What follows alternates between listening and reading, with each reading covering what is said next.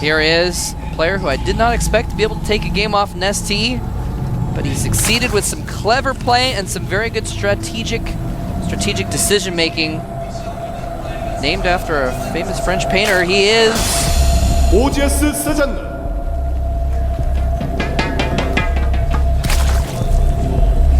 Headphones glowing.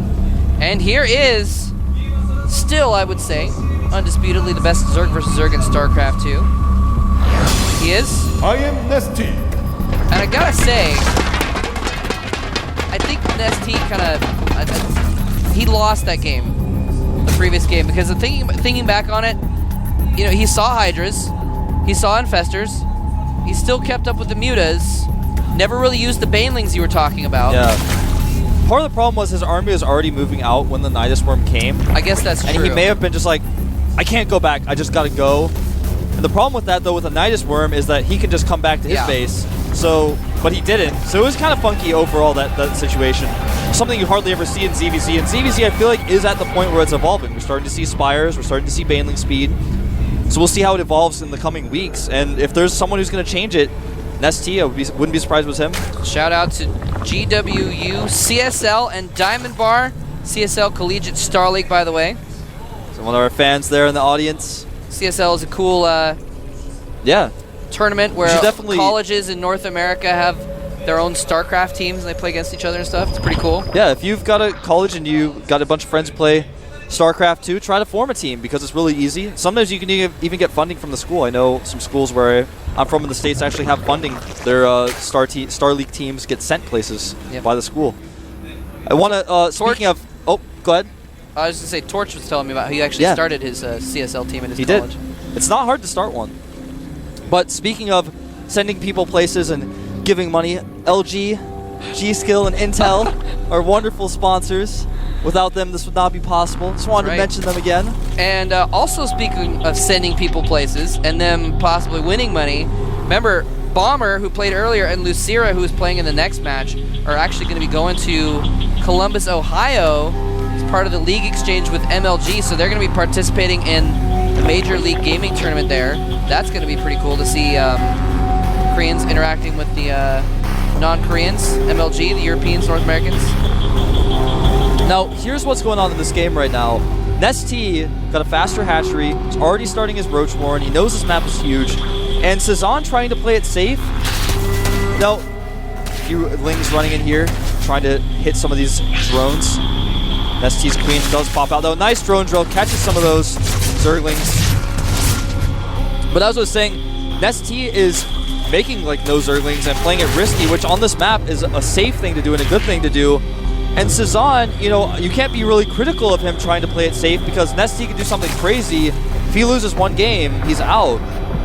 So Cezanne playing it safe, but that's going to come back to bite him because NesTea's got such good macro, and just being behind from the start as far as droning goes is really, really hard to come back. It's like climbing up Mount Everest to come back against NesTea. That's right. It's an uphill battle, definitely. See what I did there? Yeah. Climbing. Yeah, it is an uphill battle. You gotta make sure everyone understands the bad jokes. Yeah. Anyway, these Zerglings get caught a little bit. Yeah, he does have Zergling speed, which NesTea does not. He's gonna run in and get another scout. Yep, there's nothing there he didn't know before. He's just gonna try to pick off some of these drones. Oh my goodness. Wow. Nice control by NesTea, actually losing no drones. And you know, that's why NesTea wins Zerg versus Zerg so much, is his control and also his decision making. Yeah. He makes exactly the right units at exactly the right times. He's so smart.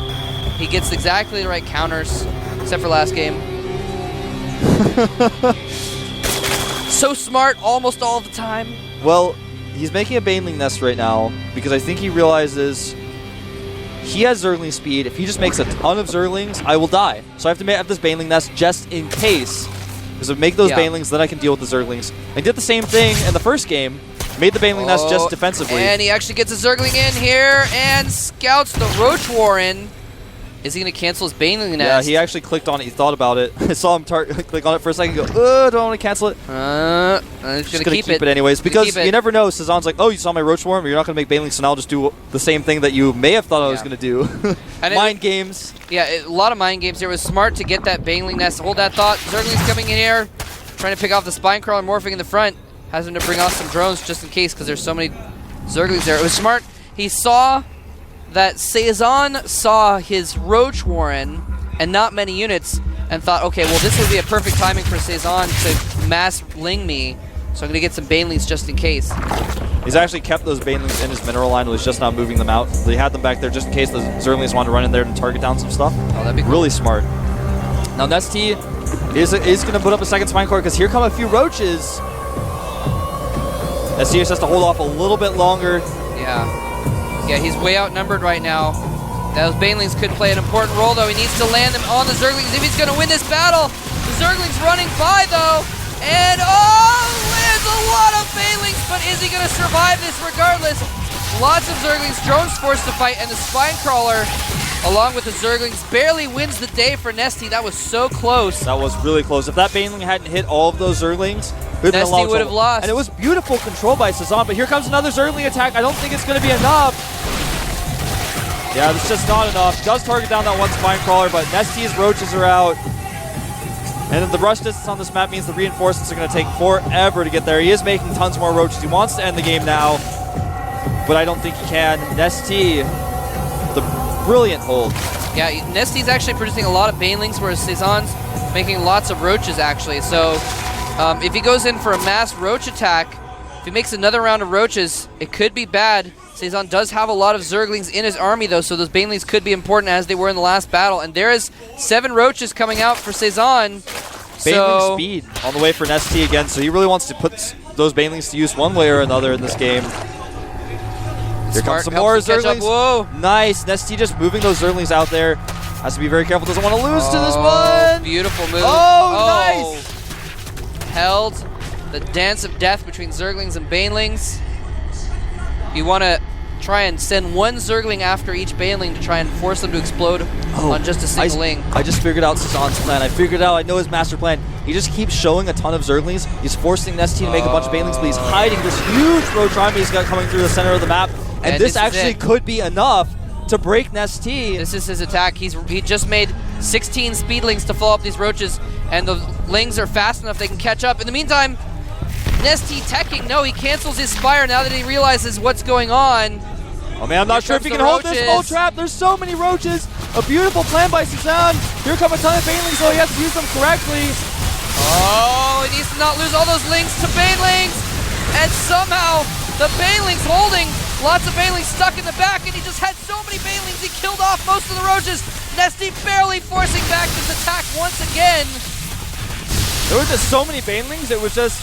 The Banelings did enough splash damage to kill off the Roaches. Yeah, they're not, I was shocked that was able to work. They're not cost effective against Roaches, but if you have enough of them, they still do damage Roaches. NesTea had still kill them. He had enough time, enough economy to make all those Banelings to be able to hold.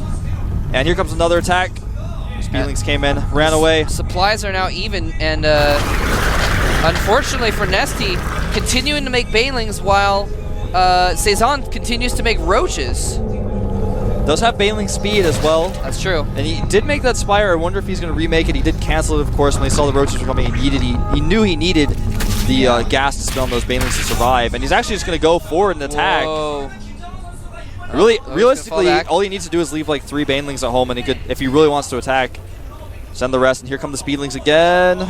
And he has a few Roaches and a single Baneling. Kills all of them. And here comes NesTea's attack. Oh, I'm sorry you guys missed it, but one Baneling just killed the entire army of Cezanne in the counterattack. And here comes Roaches to try and seal the deal, running past the Roaches. Actually, he's going for the drones. Oh, drones going into the natural, chasing Banelings, going after these drones. And is he going to catch them? Nice drone splitting. Nice splitting.